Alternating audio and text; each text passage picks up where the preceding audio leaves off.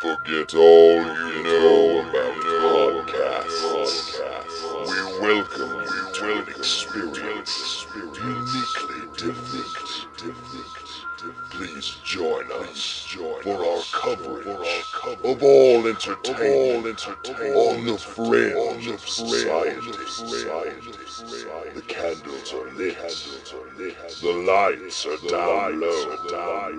It is now time to welcome our host as he steps up to the pulpit. The sacrifice has been prepared for the midnight black mass.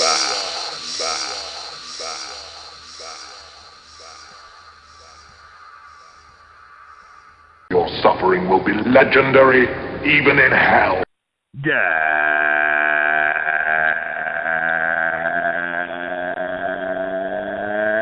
Ghastly greetings, groovy ghoulies, and welcome to another edition of the Midnight Black Mass, specifically the return of Playing Favorites. That's right. This week's a very special edition of the program, Volume 3 of Playing Favorites, a special edition of the show that we do where we rank top 5 lists in professional wrestling, and it probably will extend beyond that at some point.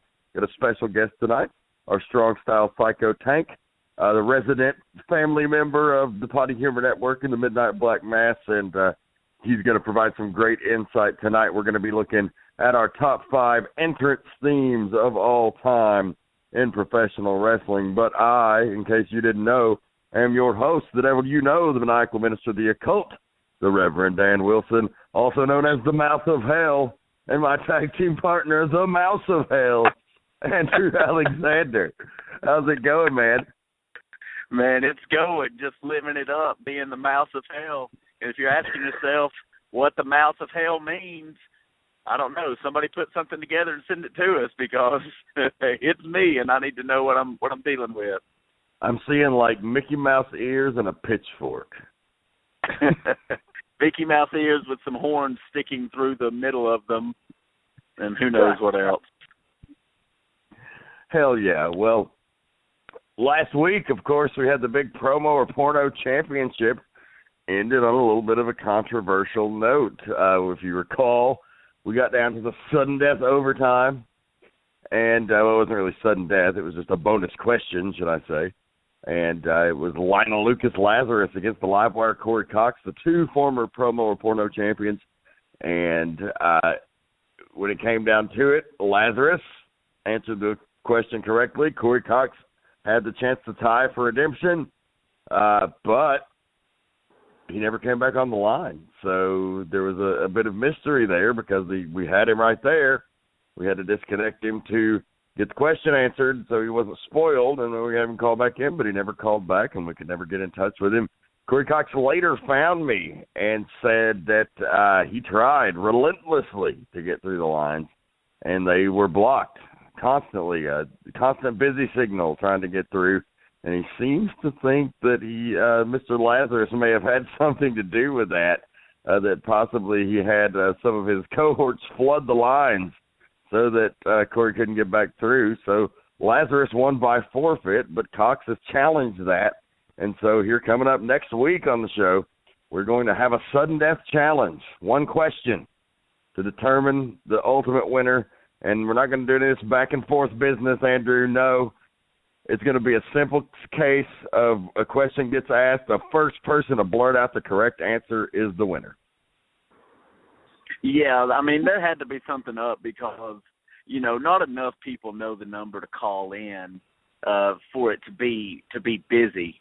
So I could definitely see L3 handing out that number to his Lazarites and getting them to block the lines.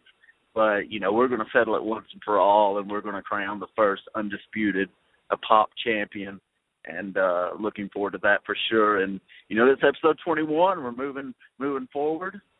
Still rocking and rolling. Got some good shit. You mentioned the Playing Favorites coming up in a little bit later today. But what else has been going on other than ridiculous game show controversy on the old podcast? Well, I think I would be remiss if I didn't mention the internet and everyone else with any access to media or television of any kind completely losing their ever-loving fucking minds last night when the Star Wars official full-length trailer finally premiered. Holy fuck. That moved me in ways that are hard to describe. Got a little tear in my eye and a little cum in my pants. Well, I promise you this much. I bet it's better than a little cum in your eye and a little tear in your pants. I would guarantee it.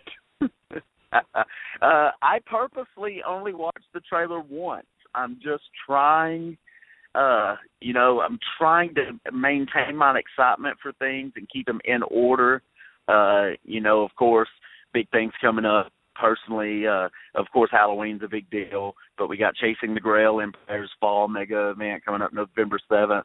Can't forget about the new Netflix Marvel show, Jessica Jones, coming November 20th. So I'm just trying to keep things in order and not lose my mind over the Star Wars movie. But it is creeping up, and the excitement is definitely building up for me. It seems so far away, even though it's definitely not.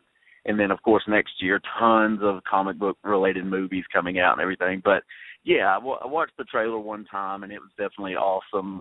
Definitely a lot of questions that need to be answered, and no real appearance of Luke Skywalker in the trailer. And, man, I know that's got to be by design, and I'm just very curious as to what happens. I have a couple theories, and I've read a couple theories online and stuff. And there's a couple of fan theories that are out there about Luke Skywalker. I think there are people just, trying to guess, but I think they might have stumbled onto something. I would not be surprised if one of those is correct.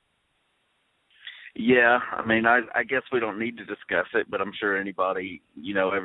I think the biggest thing, the only reason I think is the biggest theory that won't happen is because it's not exactly obvious, but it's definitely, if you're, if you follow a lot of movies, follow Star Wars type stuff, and think about why Luke's not in the trailer, it definitely, it's a little obvious to think about. So that's the only thing that makes me think, okay, that's not going to happen. But you never know. You just really never know. And it's going to be interesting, man. And I don't think, there's been parts to where you kind of get nervous, like, oh, will this be good? And I just can't see it being bad. I can't see them fucking this up to where it's not, pretty damn awesome. No, the tone and the music, dude, the trailer just sold me so hard, and I'm not a huge fan of the prequels. Yeah, I mean, I don't think I don't think it will. I don't think I'll be walking away thinking, oh, that was better than episode 4 or 5 or 6. I just don't think that'll ever happen. It just can't, because of, I saw those in my childhood and just stuck with them. And the characters, there's like a dozen characters that are just so iconic, so I don't think it'll reach that level, but I think it could definitely be better than the prequels, especially when you consider a lot of those characters, those iconic characters, are coming back and will be in this movie. So I think it's going to be awesome. I damn sure think it's going to make a fucking $1 billion over the Christmas holiday. I think it's probably already made a fucking $1 billion on pre-sales. People are jumping on those like mad. I'm trying to wait like I'm about to go on vacation. So I'm like, okay, let's freeze the budget for a minute so that, everything's cool when I get back. And, and I'm starting to kind of get nervous. Like, man, am I even going to get in on opening night? But, I mean, fuck, dude, the theaters would be stupid not to show that on every single screen like they've done many things before. So I don't think I'll have a problem getting in.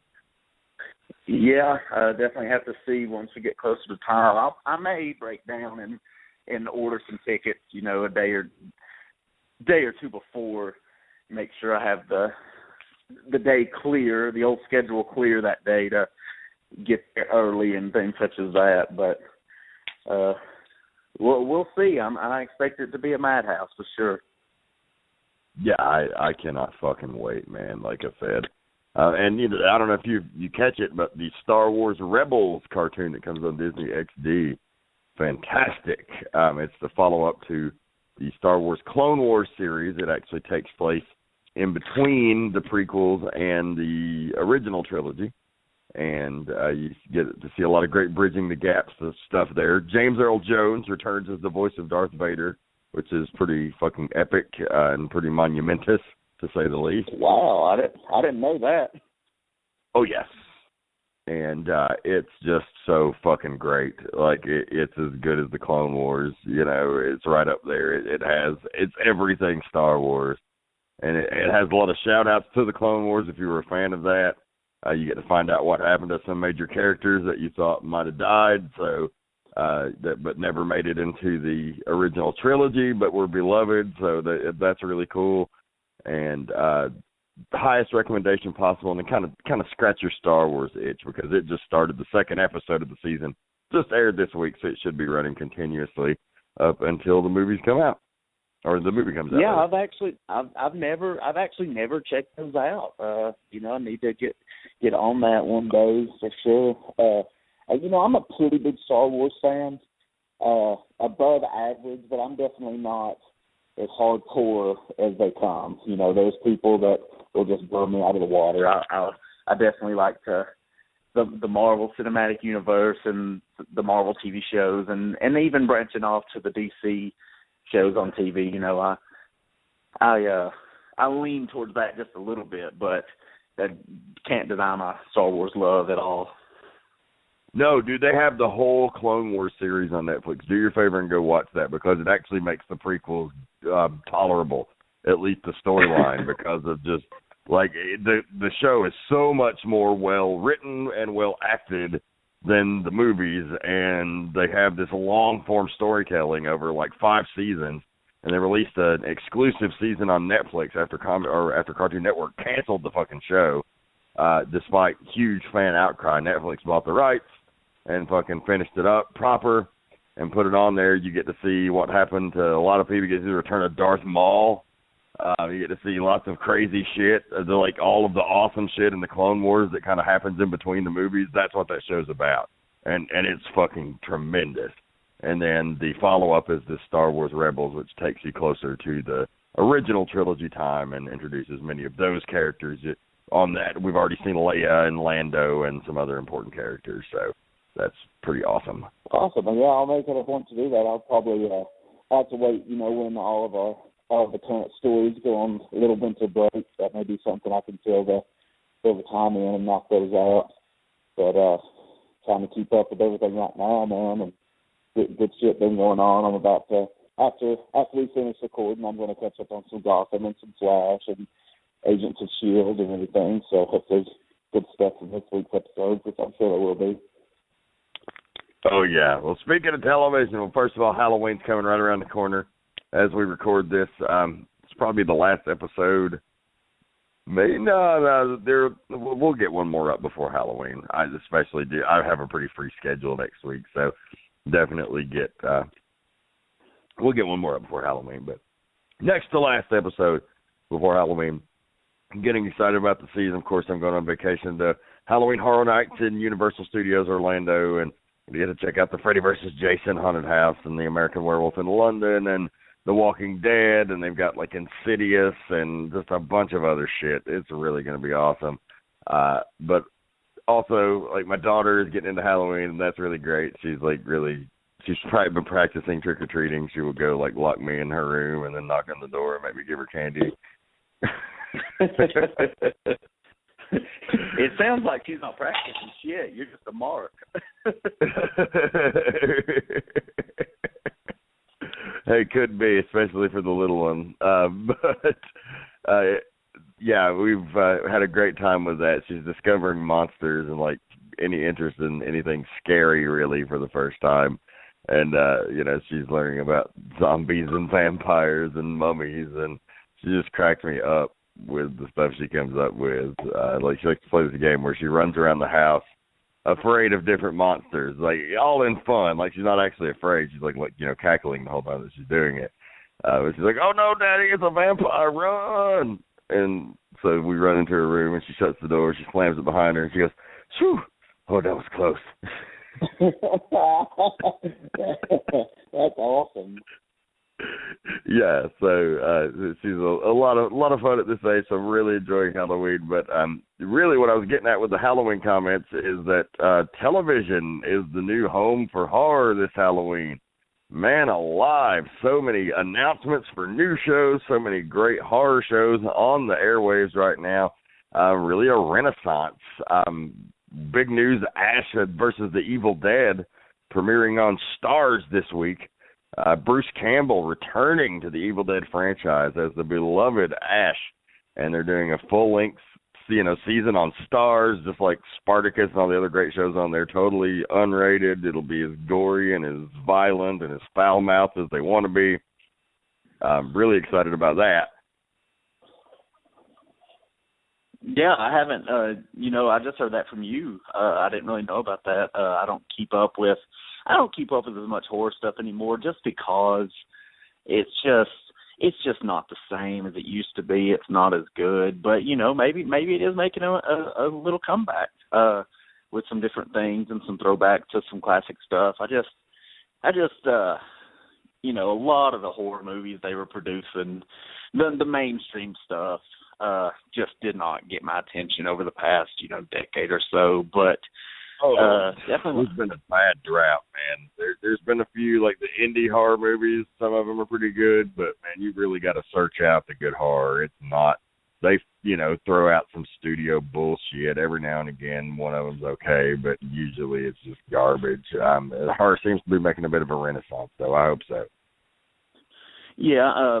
One thing I've read about this past week was they're planning to remake Nightmare on Elm Street 3 Dream Warriors with Robert Englund coming back as Freddy Krueger, which is definitely a plus. But, who knows how they'll do that, if they'll just go with, the story and we're just doing this particular movie and having, the kids finding their dream powers and stuff like that. But that's one I'll definitely check out because I fucking love that movie. It's arguably the best of the Nightmare series, so that's pretty cool. And you mentioned something about a Friday the 13th television show. Yes, CW has just recently announced that they will be doing a Friday the 13th television show as part of their lineup next fall.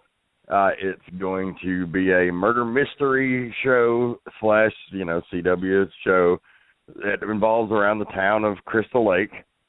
And basically, there's, Jason is part of the folklore there, and people end up getting killed. And, of course, it's going to be Jason, but it's this long, drawn-out thing. The pitch for it, I'm not doing it justice here, but the pitch for it sounded really fucking awesome. When I first heard the idea, I was like, oh, man, that is bullshit. How are you going to do a Friday the 13th without, brutal decapitations and nudity?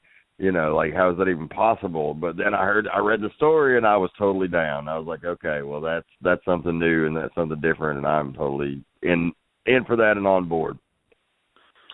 Yeah, that'll be one I have to watch for sure. Yeah, I don't know. Have you been checking out American Horror Story? No, man. I get, and I know all the seasons are different. I know that's definitely a big thing with the show, but I watched a little of the first one and just did not dig it. And maybe one day, but man, I'm just watching so much stuff right now, and even falling behind on stuff because of limited access on Hulu and Walking Dead. I haven't watched any of.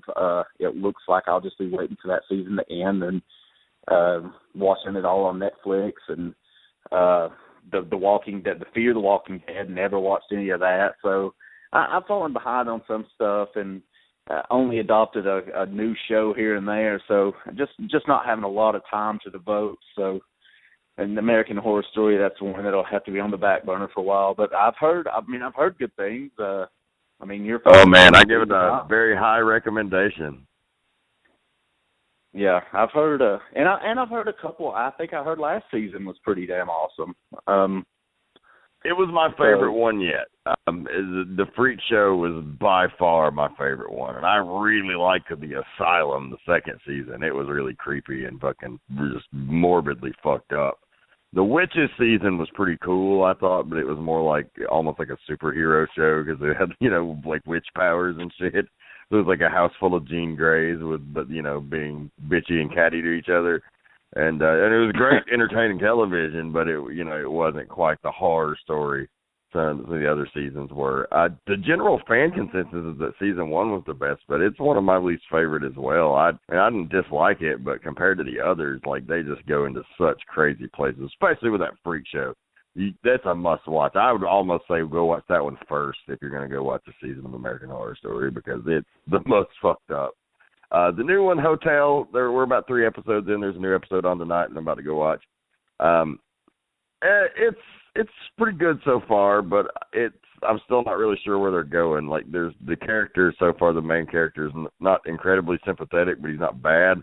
But there's really only like one person you give a fuck about, whereas like they usually do this giant intertwining story. And it'll be interesting to see what goes on there. The stuff in the hotel is really fucked up, though. It definitely makes staying in hotels creepy. Well, that's what you need to watch right before your big vacation coming up at the end of the month. I know, right? Maybe that'll have to be one. Maybe when the show's over and I can just knock it out, which I've definitely done with a lot of big shows in the past, and I enjoy that. Sometimes when you're watching them as they go along, it's just like, damn it, I got to wait and see what happens, or I've got to know now the season's done. I got to wait months, and you never know when it's going to be canceled, and just all that shit. So sometimes it's fun to just have a show after it's completed and knock it all out in a fucking week or so. I've done that with several shows over time. So that might be one of those I check out when it's all said and done. Yeah, there's another show I did want to mention when in talking about these various horror shows. They did like a 2-part Halloween episode on the show, and it's been way entertaining. I thought it was going to be stupid. My wife saw it and was like, oh, I want to check this out. And I'm like, but it was from the creators of American Horror Story and Glee, which are the same people. And so it's interesting that the people that can do Glee can also come up with the horribly fucked up shit on American Horror Story. But so they're announcing a new horror show for Fox, and it's called Scream Queens, and it's got this all-star lineup of, the who's who of the hottest people today, and Jamie Lee Curtis, which is fucking awesome. So, but, the premise just looked dumb, but man, is it a fun, like, very cheeky, like, dumb, but intentionally dumb. It kind of is more of an homage to the original Scream movie than the TV series was, which the TV series went in a more like straight horror direction. And this is like way more comedy horror, but there's definitely some brutal shit in there. I said they couldn't do decapitations on the CW, but they're doing them on Fox now because there was one on tonight's episode, clear as day. Like, an axe cut a dude's head right the fuck off, and they didn't, like, cut away or nothing, So, nice. Maybe there's hope for Friday the 13th on CW. Yeah, that's another show I've heard some good stuff about, and I've seen, some spots for whether on YouTube or maybe on Hulu. I may have seen some commercials, but it does look fun too, man. So much shit, man. It's hard to keep up, and I'm almost purposely, because the past year or two, man, I've just been so lazy and lethargic, just following a lot of shows, and wind down at the end of the day and just clonked out on the couch watching so much shit, and I'm like, man, I need to get up and do something.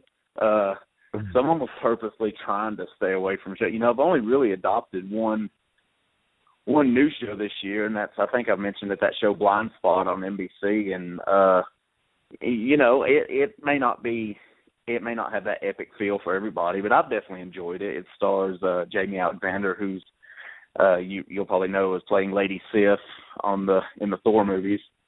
I've watched a couple episodes of that. It's not bad. Yeah, I've really enjoyed it. I've watched it. I gave it a shot one day and just they got me with like, oh, what the fuck's going on here? So I've watched it every week. That's really the only new show that I've adopted, especially the hour-long programs. But yeah, I liked it. It's a FBI case, a different case every week. But this, the chick has her body's covered in tattoos, and she's got hardcore amnesia, and all the tattoos are clues to the crimes and shit. So it's cool. I definitely, I look forward to when it pops up on there, and I always rush to check it out. So, but that's the only new that the others are the things we got going: Gotham, Flash, Arrow, Shield, Once Upon a Time. Still keep up with that. I haven't loved it. Those first couple seasons of that show I just loved so much, and then last season was so. I mean, it was good, but wasn't as good. And this season's been kind of slow as well, but I'm still hanging in there. It's still a quality show. Good characters. Cool. So yeah, plenty to watch, and plenty of great horror on TV now. Horror's gone through many different evolutions, from the big screen to the small screen, and replaying syndicated movies, but now original television programming seems to be the wave of the future. So that's very cool. But let's move it along to the Wrestle News. Beep, beep, beep, beep, beep, beep, beep, beep, beep, beep. Wrestle News.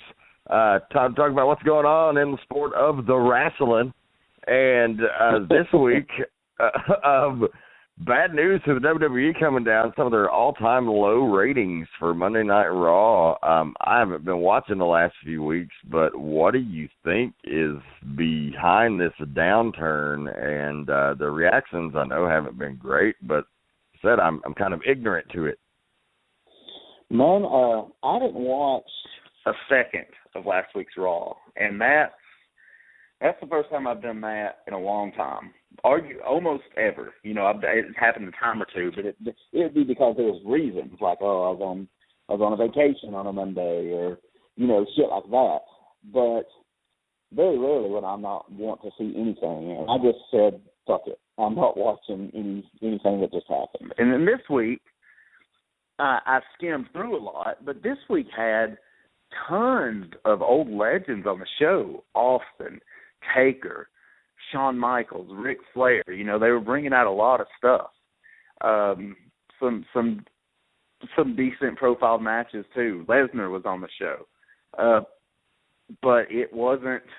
It was very uneventful, I thought, and the fact that type of show has brought them such a fucking low rating is insane and sad. Like, how do you have Austin, his first time on Raw in over 4 years, his first time outside of WrestleMania last year, first time being in the ring, to start the program and the ratings that bad? Like, that's crazy. And I've been such a diehard fan for years, and the fact that they haven't kept me interested in the slightest over the past few months, that's gotta be for a lot of people. There's got to be tons of people that feel that way, and they're tuning out. And like we've just discussed, there's so many options for shit to watch, so many. So to ask someone to, hey, watch our show, not only watch our show, but watch our show for 3 fucking hours, when, I don't know, man, they're just not delivering. It's not the guy's fault. It's not the guy's fault. Guys are working hard, and when you look at their roster, they've got a fucking badass roster of guys and characters and things such as that. It's just, I don't know, man. It's just not clicking. Yeah, there's an embarrassment of riches and talent on the roster right now, and so, something's got to give there. Obviously, I know Vinnie Mac doesn't like that type of thing, and I'm sure there'll be people getting fired over it one way or the other. He doesn't quite stand for that. The ratings especially is what they live and die by, so I can imagine some interesting things happening. And maybe that's what he needs. Maybe he needs to be motivated. Yeah, something's just got to give, man. I mean, they've got a big pay-per-view coming up this Sunday. Brock Lesnar and Undertaker in a Hell in a Cell match, and the build for it, they've had build, obviously, but the build for, okay, the match is announced. to the match actually happening has been embarrassing. And I know you want to use those guys in limited schedules, which is fine, but I think they're just depending on, hey, Lesnar and Taker, that's on paper, people's going to watch it, people's going to be interested, and I don't know if that's the case, man. And that's the same with a lot of stuff. And I don't know. You can't. I don't think you can point the blame. You can't say, because, man, those riders work hard, man. Those riders are working their asses off, and they have so many channels to go through, and they have so many heads colliding, and all that stuff. But something's just got to give. I think the number one thing is it's just oversaturation. 3 hours is too long. Look what it killed Nitro. I mean, it's not the only thing that killed Nitro, but it never fucking helped. It's just too much.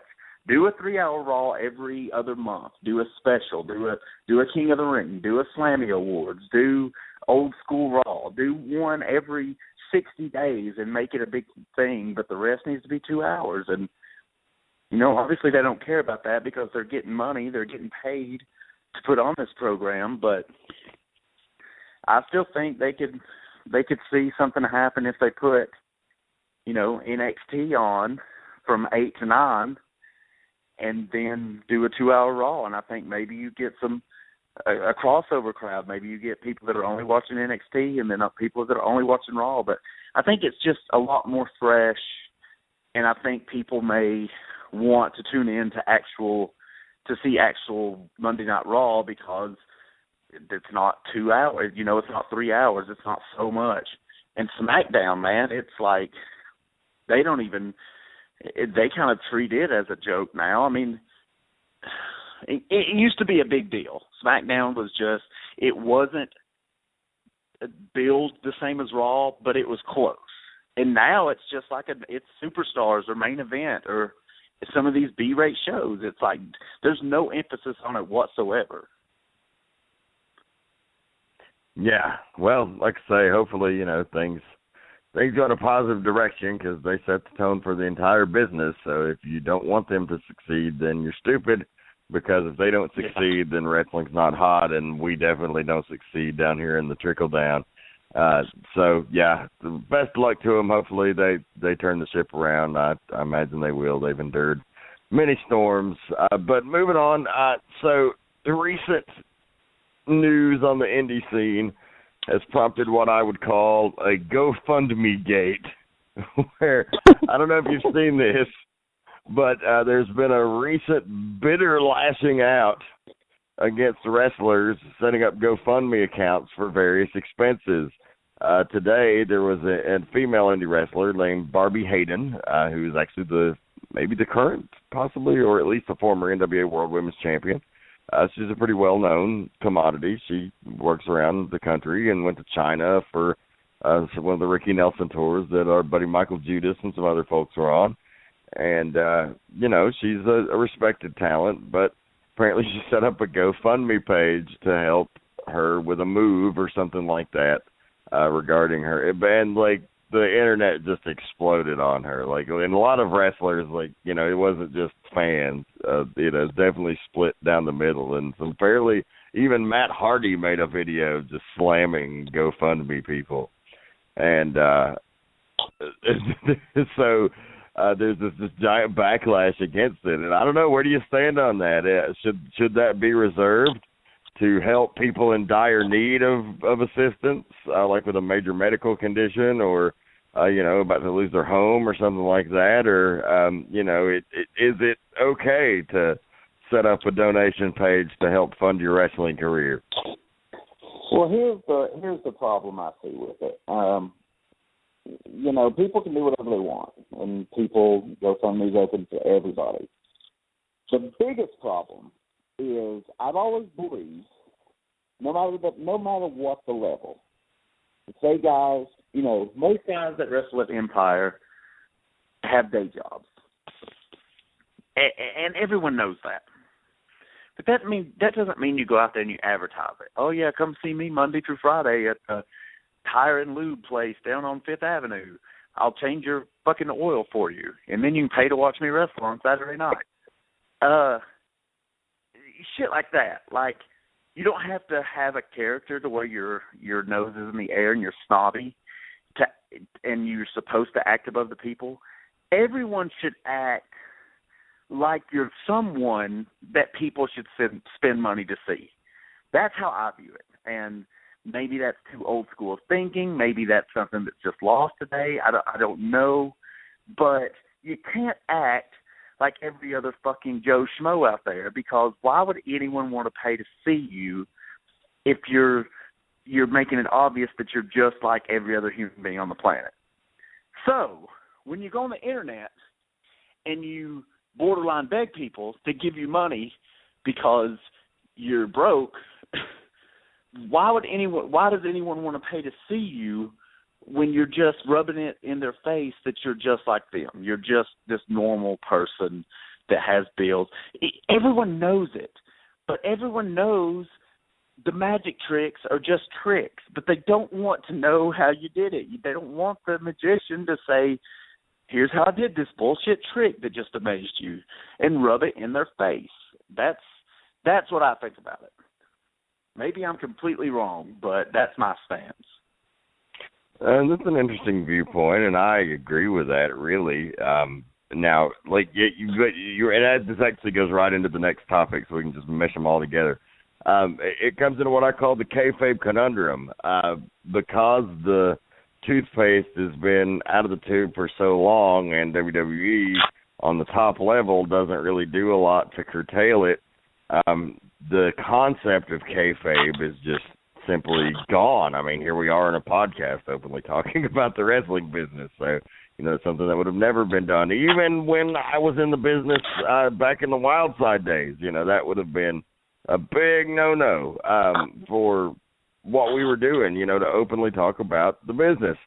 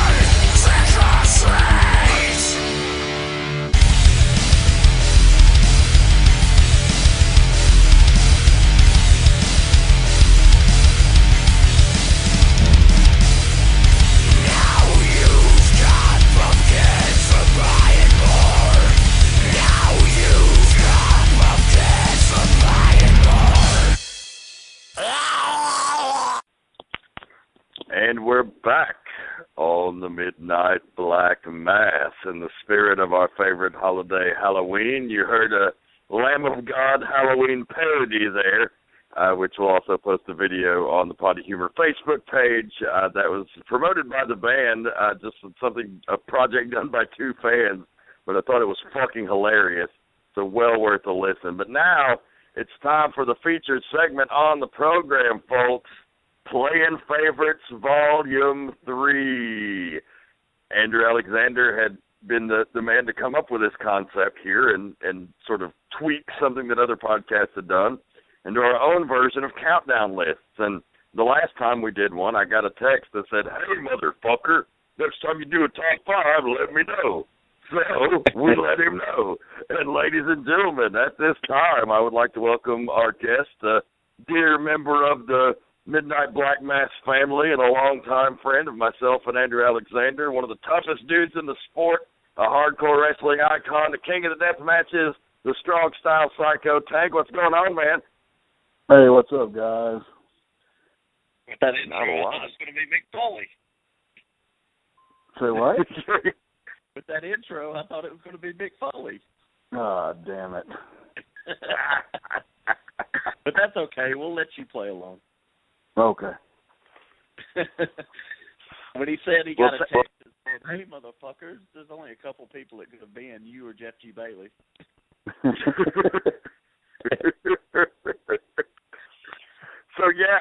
So this time around, Tank's he's seen probably more live wrestling than the two of us combined, if that's possible. But between the other guy, him and Jeff G. Bailey, are the only two people I think that have probably seen as much. Yeah, I have seen a shitload of live wrestling in my time.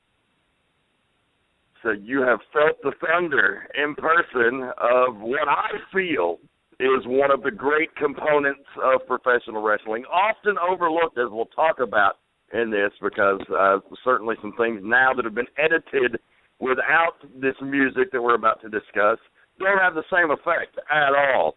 So what we're talking about is the top 5 entrance themes of all time, and kind of a mishmashed combination of both of what we thought were our favorites and just some of the best of all time. So really looking forward to that. Andrew, since you tend to be the master of ceremonies on these things, why don't you get us going? Okay. Yeah, like you said, I went with a little mixture of greatest and favorites.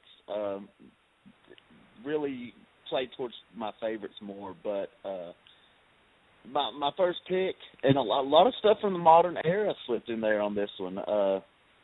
But my first pick... Wait, before you do it, wait. Before you do it, this is your number 5 pick, correct? Yes, my number 5 pick. Okay. This one's awesome. It's not one of my favorites, but it is awesome and gets you pumped. It's like perfect for the guy, and it's just become so iconic. It just equals badass wrestling. And I've got to go with Stone Cold Steve Austin. When that last break hits your ass. Ooh, good pick. I mean, yes, it is.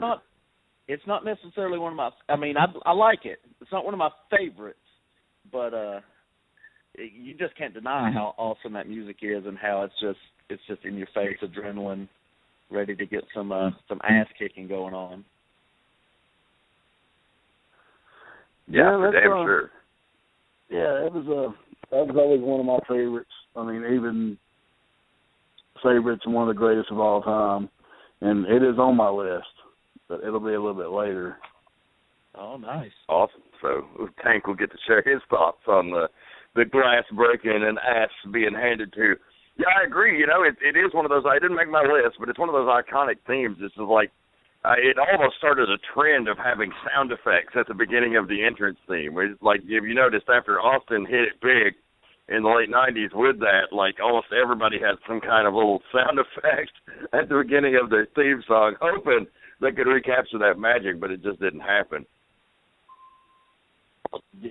Yeah. I thought I'm going to do this. Okay, I've got a list here, and I've got one that I have as my number 1, top dog.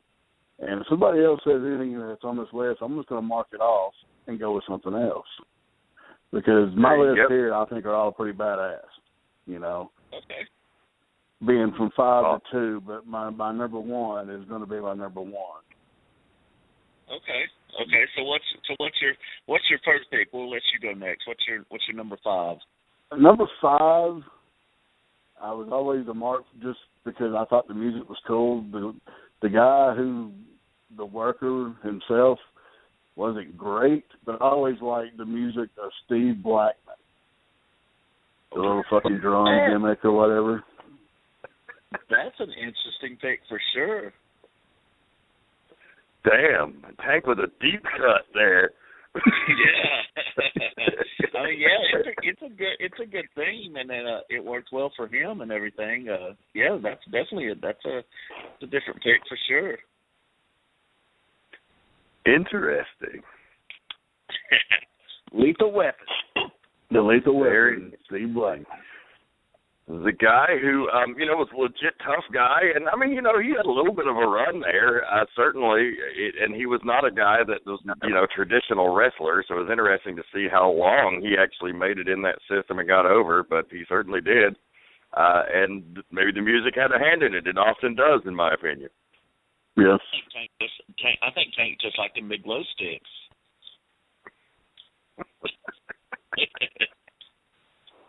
That's gonna be my new gimmick. The fucking glow sticks. The gas glow sticks. You need some glowing nunchucks. I'll be good to go. All right, Dan, what's your number 5? My number 5 is one that never fails to make me dance, and I'm not often a dancer. And it's actually my only WWF, WWE pick that made my top 5 list in a company with obviously the biggest penetration of any company in history of wrestling, some of the greatest and most iconic theme music, many of them made in-house by their own people. And, you know, that's a big thing, that they were able to craft these songs. Them, in many cases, were good songs, were very catchy, but were customized for these guys. And so they weren't hit songs. They were just songs that were made for the wrestlers and the talent. And in this case, for me, Jive Soul Bro had to make the list.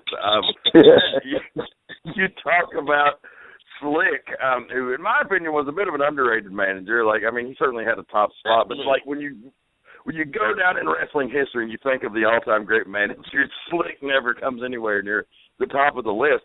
But during his time, especially like the Twin Towers feuding with Hulk Hogan, shit, man, he was as hot as he could have been, and that music also played a gigantic hand in it, in my opinion. And just to see Akeem dancing to the ring today was so fucking ridiculous and awesome. This is like everything I love about wrestling. Oh, man, I couldn't agree more. If I mean, I'm kind of, because I mixed it up and went with a little bit of a greatest and just things like that, it's not on my top 5, but it would be on my top 10 for sure. Akeem is my number 1 guilty pleasure wrestler of all time, which maybe that's another list we can do, but he's definitely my number 1. I'll give that away. Jive Soul Bro, man, that's a badass. That video is badass. It's funny as fuck. And that was a big one. I can't talk shit about Akeem. Andy will get mad at me. Yeah, he tried So to I didn't want to scrap. Andrew, make sure you're talking into the microphone. Me and Tank are clear and you're fading, so just a little friendly reminder there. Damn it, I think it's because I live in the fucking sticks. No, that's perfect. Whatever you're doing there, do that, and don't stop. Okay, I won't move. So Jive Soul Bro had to be it for me. So let's move it around to number 4. What do you got, man? I had to go with this is one we've talked about before a little bit because it was mentioned in our tag team list. But my number 4 is the Demolition entrance theme. I just think for those guys, it was perfect for them. It stands up, stands through the test of time. It's badass. It just kicks in heavy. I believe it was done by Rick Derringer, wasn't it? Of Hulk Hogan entrance music fame. I'm pretty sure it's the same guy. Of Rock and Roll Hoochie Coo fame, and then later Hulk Hogan music fame. But yes, it was done by Rick Derringer. Yeah. And I mean that Hulk Hogan thing, that's one that would probably be in a top 10 list or right outside of it. But I had to go with the Demolition, the Axe and the Smasher. It's a badass metal song. Oh yeah, hell yeah. Oh yeah, I always liked the Demolition thing, even though they were just a generic Road Warrior. But that's okay. I'm kidding. I always liked Demolition. I know Andy has a soft spot in his heart for Demolition. Oh, cool guy too. I like them some bitches too. I'm just bullshitting. So what was your number 4? Thanks. Number 4 for me will be the Brood. Gangrel, Christian, and Edge. I always like that. The sound of it, and just their whole entrance was just awesome. Them coming up through the fucking flames and Gangrel spitting the blood, and Edge and Christian, getting, I guess that was their start in the Fed or whatever. But I always as a group, I always thought they were badass, but I always just loved that fucking music anyway. As an entire package, I have to say that their entrance may have been one of the best of all time, and certainly the most underrated of all time. It didn't make my list either. I didn't even think about it. It's somewhat like another deep cut a little bit, but my God, yeah, going back and remembering that time, the Brew didn't have a very long run, but like them coming up from under the stage with the fire and Gangrel doing his fucking stupid like head bobbing dance just made it. It fucking made it. Like it was so cool and so unique, and nothing had ever been done like that. And so yeah, that's a great fucking pick. Yeah, and the Brood, man, I think they are a little underrated. I mean, they were definitely cool. They had that cool factor, and they spawned Edge and Christian, who were really big stars, especially Edge. But it was funny because it was kind of Gangrel's deal, like it was supposed to make him, and it ended up making the other two guys. But yeah, that music was, and the entrance. You can't leave out the entrance, even though we're just talking about the themes. But the entrance is certainly one of the best of all time. It's highly remembered. And that thing, man, how long was the Brood around? It couldn't have been more. I mean, it couldn't have been more than like 9 months or so. It wasn't long at all. I mean, I remember they came in, they gave a few of those blood baths to like Public Enemy, and Public Enemy was there like 2 fucking shows, and that I believe they got run off pretty quick. Yeah, but I mean, yeah, that's definitely a good pick. People listening, if they're not familiar with some of these, they need to get on YouTube and look them up because, so far everything we've said, I think is pretty badass theme. Dan, what's your number 4? Well, my number 4, you're definitely going to have to fucking look up because if you have the WWE Network, this team is all over it, the son of a bitch, but their music will not be found nary one time because I guess they were just too cheap to pony it up, or they were just trying to stick it to Jim Cornette. But the Midnight Express theme music ranks in number 4 for me. So good. Like one of the greatest like atmosphere-inducing songs because it had that fucking heavy beat, the Gio Moroder's fucking Midnight Express theme from the motion picture soundtrack. And just that fucking bum bum bum bum bum bum bum bum bum bum bum bum bum bum. Like you knew shit was on. Now you go back and try to watch that on the network, and it's limp dick as hell. It's some fucking shitty techno. It sounds like it was recorded on a fucking MIDI player or something. I think the title track is Johnston's Limp Dick. I think that's what they call that track. But yeah, now that I'm changing my number 4. I'm taking out the Demolition and I'm changing mine to the Midnight Express because you're right. That's a fucking badass theme, and it doesn't have it's so great because a lot of these I'll mention several will have lyrics, but I do love when they don't have the lyrics. You don't see hardly any of that anymore, especially now because they like to go with a lot of songs by professional bands and things such as that. But yeah, that Midnight Express theme, and that's brought up another one that's not on my list, and I won't mention it yet because it may be one of you guys' picks, but another one that's along that line. But talk about it in a little bit. But great pick on the Midnight Express. I wouldn't have no shame in that being number 1 on any list because it's so badass. Yes, it was badass. It was in my list of 30 I have here, but I had to scratch it off. But that was always one of my favorites, especially, getting to see them, wrestle live coming out to that music. And I was just like, oh man, as a 15, 16-year-old kid, I was like, man, this is fucking badass. And you hear it on TV and then you see it in person, you're just like, holy shit, good stuff. Oh yeah, definitely a great pick. My number 3 is it's so weird because I prefer a lot of the older stuff, but my top picks I had to go with some more modern stuff, and it depends on mood and stuff. You change your mind when you think about shit. But my number 3 is the last classic theme, but it could be number 1 on any list. I think it's one that's forgotten about, and that's the late 80s, early 90s, and then he brought it back, classic from Jake the Snake Roberts. Oh yeah. That shit was, and I mean, man, it was so perfect for him. And I didn't realize this till many, many years later. And I think it was probably used first before becoming Jake's theme. But it's actually on I think the video Hulkamania 3. There's this workout music video, and Hulk's in the gym, you know, pumping iron, and that song's playing. And it's just it's so badass. It just proves that it works with, you know, you could use it for a lot of shit and it would work great. And it's another instrumental, you know, without any lyrics or anything, but it's a badass tune. Yeah, I really enjoyed it. Mark that shit off, god damn it. Oh, was that on yours? No, man, that was one of my favorites also. That was going to be top 3, but you know, jack that shit. Oh, wow. wow. Cool, though. I got plenty more.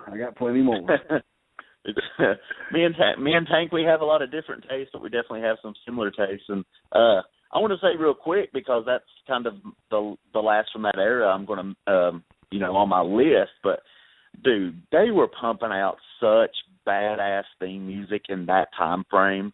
You know, we mentioned Hogan, The Warrior, The Rockers, The Hart Foundation, DiBiase, Mr. Perfect, Rick Martel, like Rick Rude. You know, those themes are, everyone I just mentioned could be on any top 5 list anywhere. They're all, you know, so amazing, and they were just so perfect for the character. I just think that 5-year stretch in the Fed, you know, pretty much everybody that had a theme, their theme was like top notch. Oh yeah, most definitely. Yeah. They were really on fire then. Jim Johnson and Jimmy Hart would have been the songwriting team for most of that, and they stayed on fire up until the mid-90s. Even like some weird random themes from that era, like the Owen Hart like prog pop song was really badass.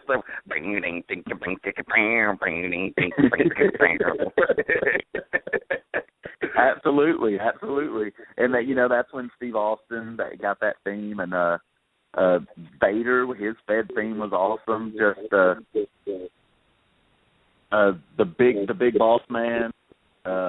You know, yeah, just so many in that time frame. Well, my number 3, I'm gonna, since you kind of mentioned it in that list of you just named, I'm gonna call this one a tie at number 3 with Mr. Perfect's music and the Hollywood Blondes, which the Hollywood Brunettes ended up using too, because it's fucking badass music also. Oh man, I mean, generic studio house music, so it's like that. You know, you can also hear it on like fucking Toyota commercials and shit. Yeah. Yeah, I think Marty Jannetty used it in WCW. Greg Valentine. That, you know, there were a handful of people. But let's go back to the Mr. Perfect music. That shit was. It's such a shame, because you sometimes wish they could reuse some of that music, because it's just so good. And I mean, he had that presence when he walked out, and he would strike that pose right when he exited the curtain, and, you know, kind of looking down on everybody with his nose in the air, and the towel and the gum, and just he was so badass. The Hollywood Blonde music, yeah, it was very generic WW music, which they used a lot of, but some of those generic themes were top notch. You know, and some of them weren't so generic, but they had that generic feel where they're, no lyrics. When WCW started using lyrics, my God, they were atrocious. They should have always played in. But that Hollywood Blondes theme, I definitely sampled that in some of my days, because it was too good to pass up. Yeah, I was looking back through some shit on YouTube, and like WCW. You know, like a lot of their guys had interest music, but it was just like a generic rip-off of an actual song, like the DDP, the Smells Like Teen Spirit, and then Saturn had that one that sounded like Beautiful People by Marilyn Manson. And then Shane Douglas, he always came out to Perfect Strangers, and then they had their generic version of that. And I just always like, just pay the fucking money and use a real goddamn song. Yeah, you're paying the guys. Change one note. Yeah, you're paying the guys an absurd amount of money to wrestle, pay a little bit to get the music. I'm glad you mentioned Shane Douglas. If we were doing a top 10, that Perfect Strangers would probably be on mine too. That was a badass theme. Yeah, Perfect Strangers was awesome. What's your number 3, Dan? Speaking of themes that were popularized during the ECW era, I think this is probably my only ECW theme song that made the list, but damn it, that was a tough one because you look in great eras of theme music, like 95, 96, ECW had some of the best fucking theme music ever, and, really captured, like, everything that was going on in the 90s. But for my money, and this is one you will absolutely never hear on the WWE Network. They've overdubbed it with something else that sounds like it was recorded on a goddamn Fisher-Price keyboard. And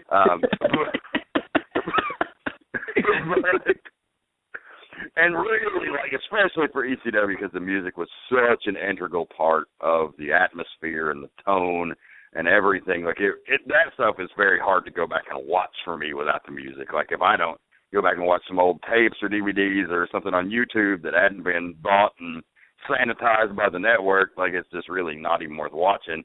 But similar to the Steve Austin, man, when that fucking bomb-dropping sound hit, you knew shit was about to get fucked up. And that's Natural Born Killers by Dr. Dre and Ice Cube for the Gangsters. Goddamn right. I was going to put that on there just because I was a big mark for those two motherfuckers, and the way they would play the song, especially when New Jack was solo, when they'd play the whole song, they'd just loop it over and over the whole time he was out there, just beating somebody's ass. That was an unprecedented thing, too, and then nobody's really done it since then. It was definitely a uniquely New Jack thing to let the song play during the entire match, and that was another one of those crazy, awesome things about ECW. Yeah, and ECW had a bit of advantage because, they were able to use real songs. A lot, that's done a lot now, but they would use real songs that a lot of times already had, so much momentum behind them and were so well known. And I think that's something that helped them stick out a lot, because you take a song that's extremely popular and put it with the right guy, and it just automatically, the fans automatically connect with the guy and, want to see him come out and things like that. And it's hard, helps get guys over. And, that song, and, we mentioned Shane Douglas, the War Machine by Taz, or their version, would definitely be on a top 10 list if I did it. It was badass. And Man in the Box for Tommy Dreamer, and the Sandman had some little ditty by some local band. I can't remember their name, but it was called Inner Sandman, and, man, it would get you pumped up. I think Tank knows that. What's that band's name that did that? They were Garage Band or something. Yeah. Metallica, that's it. I think it was Megadeth. Oh. Yeah, but they had a ton of great music like that, and Natural Born Killers playing the whole time. Yeah, but you can't listen to that on the network. It is really some. It is the cheesiest shit I've ever heard. It's like, he could have just beaten the fuck out of people, and it sounds like a clown. I'm like, come on, goddamn, really? They should literally have overdubbed it. Using real music or whatever, like when they did the promos with the Pulp Fiction music playing. I always thought that was so fucking awesome. And then when they would advertise their fucking videos on their videotapes, they always play California by Tupac or whatever, and you're just like, man, this is so bad, fucking awesome. And like you see, you watch it on the network, you're just like, I think, man, the shit just don't hold up without the music. I don't give a damn what anybody says. It's the wrestling's still pretty good, but the music adds so much more to it. Tommy Dreamer, and they got his generic version of Man on the Box in there. I'm like, really? Oh, and Rob Van Dam coming out to Walt. I mean, just some of that shit is just so iconic, and I just think it had so much to do with making a ton of their guys, really. Oh, yeah, even Sabu had that badass original music, with the Hookah Blues by Harry Slash and the Flashtones. That was really awesome. But before that, he came out to Just a Little Crazy by Fight, Rob Halford's band directly after Judas Priest, and that song's so fucking awesome too. And Just Incredible came out to Snap Your Finger, Snap Your Neck. I always thought that was a pretty badass song by Prong. Oh yeah, very underrated band in my opinion. Lance Storm with the White Zombie. I thought that was badass. Yep. I mean, you would go. Candido used Back in Black. I believe, during the heyday of the Triple Threat run there. But yeah, so much good shit. Welcome to the Jungle for Bam Bam. I can't even remember. Did the Dudley Boys have a theme, or did they? No. Well, when they were baby faces, it was Highway to Hell. Oh, okay. Yeah, and Spike stuck with that. That's right. They had their heads on, they just walk out with a microphone, just cuss everybody out and start riots and shit. Yeah. Yes, that's definitely a good pick. So what number are we on now? We on 2? We on back down to 2. Oh shit. My last 2 are actually they've been around a while, but they're actually pretty modern. But taking in the look and the entrance and everything about it, I just think these 2 are just really badass and so well done, and have become pretty fucking iconic. And my number 2 pick, I'm actually going with Motorhead, The Game, for Triple H. I think as a heel, it's not perfect because it's too awesome. Like, if he's a heel and he's coming out to that, it's like you can't boo him because it's so badass. But as a babyface, anytime he was on top as a babyface, man, it is so fucking perfect with the fucking water and the spitting shit and the camera, the whole entrance, man. And just that song is just so kick-ass, and Motorhead's a badass band. Anyway, there's songs that they've done, like the Evolution theme and stuff like that. It's awesome too. But I just think that's a badass tune. Oh, yeah, it's good shit. I definitely love me some fucking Motorhead. Oh, yeah. I mean, Lemmy's one of my all-time personal heroes. I mean, how can you not love a guy that's fucking in his 60s, and just now they told him he had to stop drinking dark liquor because it was fucking killing him, so he switched to vodka. and he was editor of the school magazine. And his documentary was entitled 51% motherfucker, 49% son of a bitch. Yeah, and I definitely, I so badly wanted to rip that off for like a T-shirt. I just thought it was so awesome, but I couldn't get away with that. But I think that song is just pretty, I think it's smart that he doesn't release that now as a heel. I've never heard that that's why he doesn't, but that's why I think he doesn't, because he knows that it's just so iconic and badass that it's hard to boo when he's coming out to that. Yeah, that's a really good one. So, Tank, what about your number 2? My number 2 will be vintage NWA, AWA Road Warriors with Black Sabbath, Iron Man. Yeah. I mean, that was one of the things, I got to see live at the Omni and here at the arena. It was just like, holy shit, you heard the thumping of the drum, and then as soon as that first, and they hit the fucking ring, you knew somebody's ass was fixed to get whipped. Oh, yeah. And, the WWF theme was, like the beginning, they definitely called back to Iron Man, but, it was a little bit different. But, man, yeah, that was the Road Warriors music, and still is. Anybody doing it clearly is doing it in tribute to them or just to rip them off. One of the two. Yeah, and you mentioned that's one we left out, that run of that time frame of WWF music that they made in-house. That LOD theme was pretty fucking badass, too. I mean, I see what you're saying about the Iron Man fitting the Road Warriors better, obviously, but that theme was pretty damn kick-ass, too, for sure. And started with the Water Rush and kicked in heavy, but I think Iron Man I don't know. I kind of like Iron Man better as the Road Warriors theme than just as a song.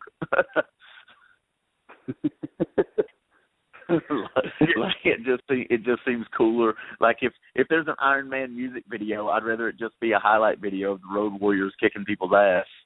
Oh yeah. I mean, it's not an all-time great Black Sabbath song, but it's one of those like Rock and Roll All Night by Kiss. It's like, man, I am like a Black Sabbath fanatic. So if I never heard Iron Man again, I'd probably be cool with it because I've heard it. You know, it's the most overplayed Sabbath song.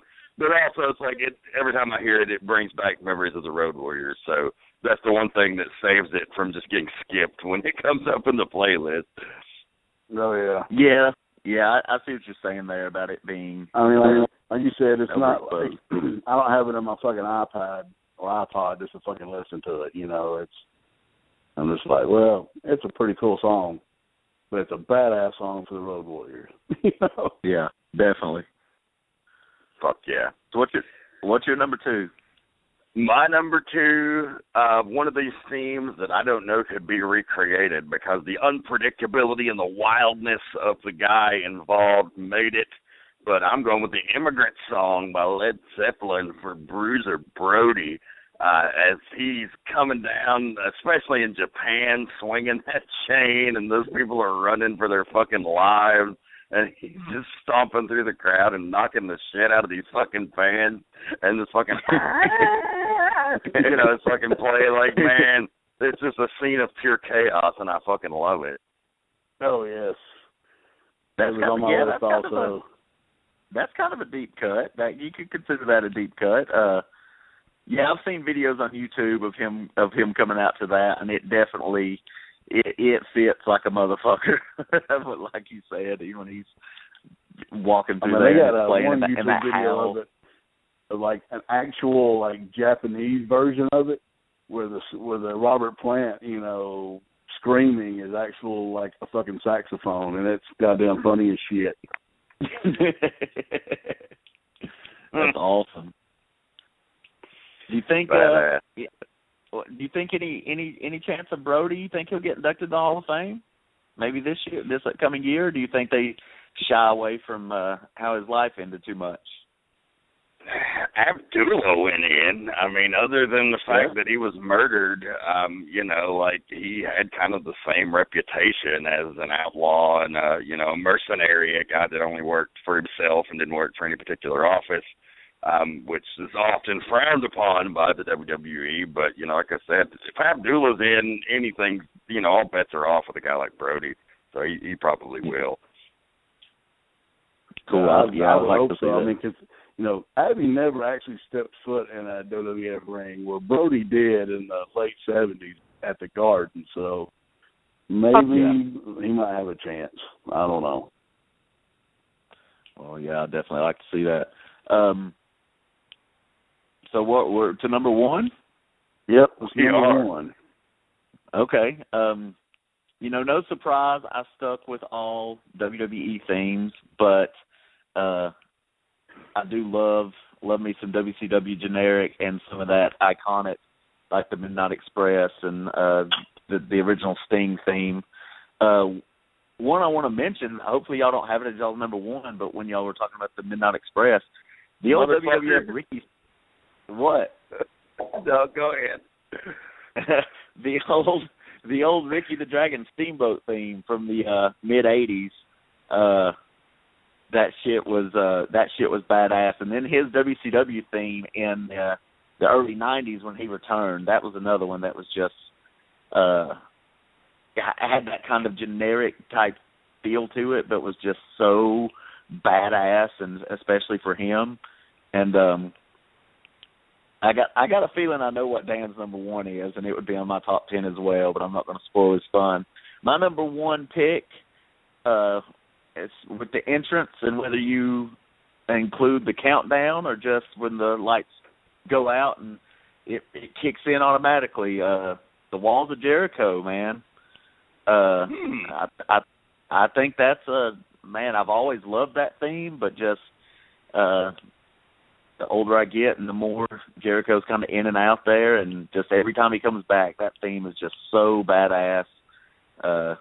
gets a good pop, gets a good reaction every time, and it's one of my favorites. And today, at this point in time, I put it up there, number one. Yeah, it still pops the crowd. You know, it was on my list of my long list.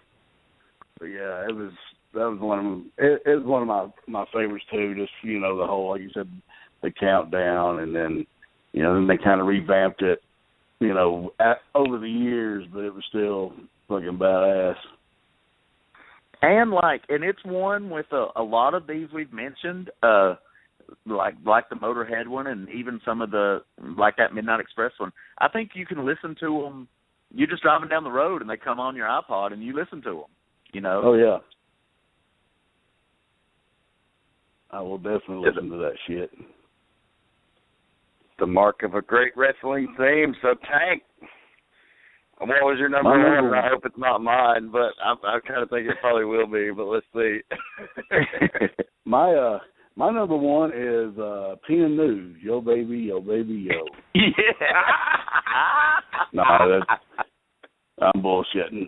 No, my number one will be the first entrance song I ever saw live and in person, Freebird, for the Fabulous Freebirds. Wait, so you're going with Freebird? You're going with Freebird?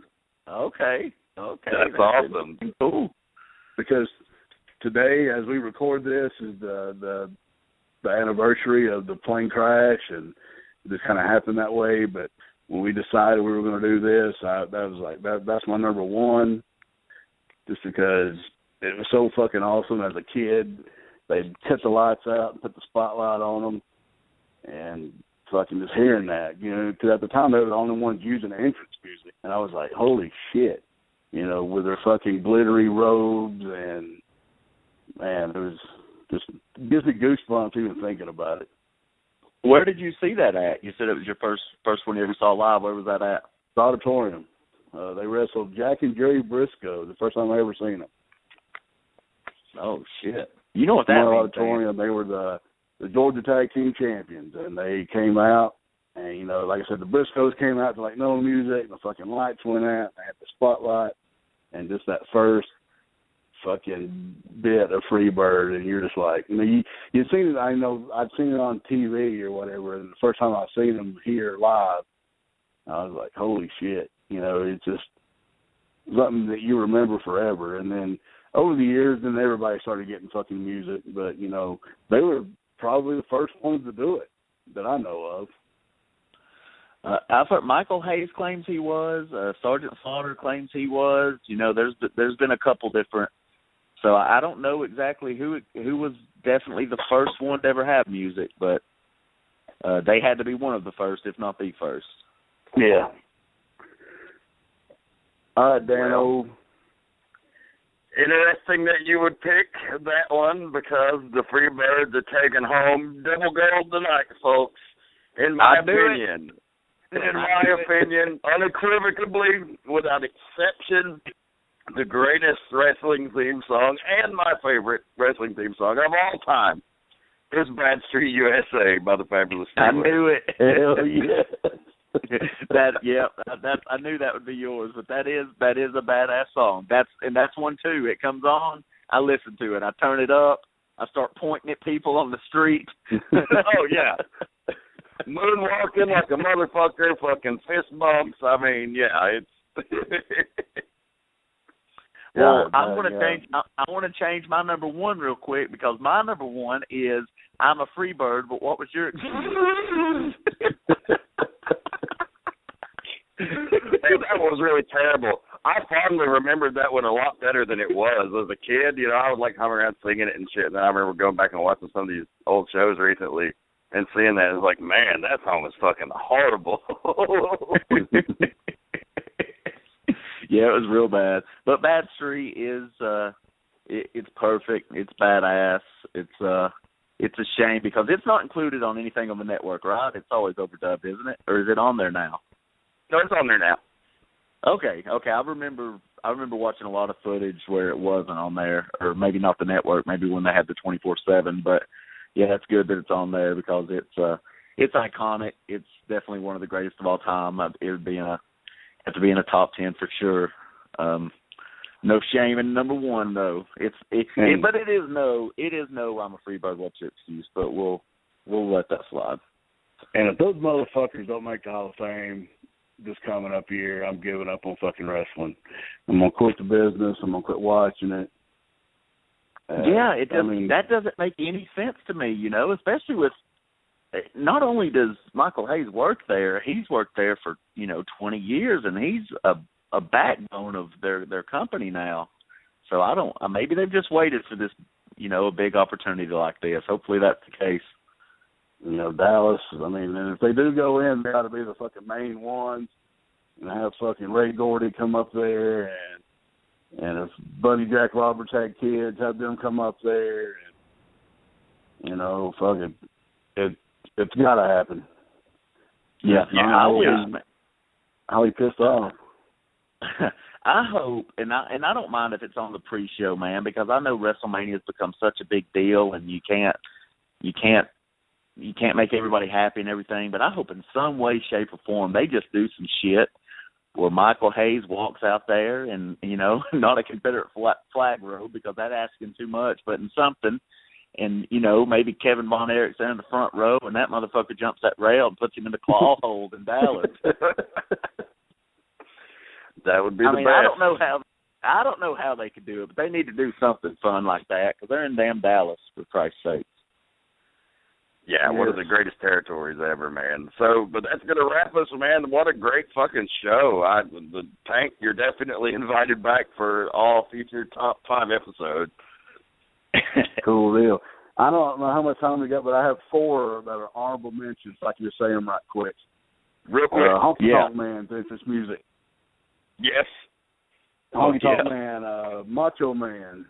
Yes. Absolutely. Warrior. Yep. And fucking the porn music of the NWO. I thought of NWO music. I wasn't going to put it on there, but I definitely thought, that's pretty damn badass music. Awesome. We're out of time, fans. Thanks for joining us. Hey, man, no problem. Thanks for having me. Next time y'all want to do the top 5 of anything, just let me know, and I will jump on the horn and join you fuckers, and we'll have a good time doing it.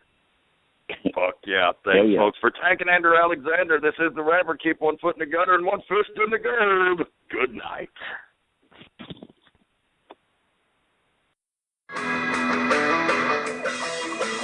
This has been a production of the Potty Humor Network. Find us online at youtube.com/Potty Humor or subscribe to us weekly and never miss an episode by searching Potty Humor on iTunes or Stitcher. Thank you for listening and good night.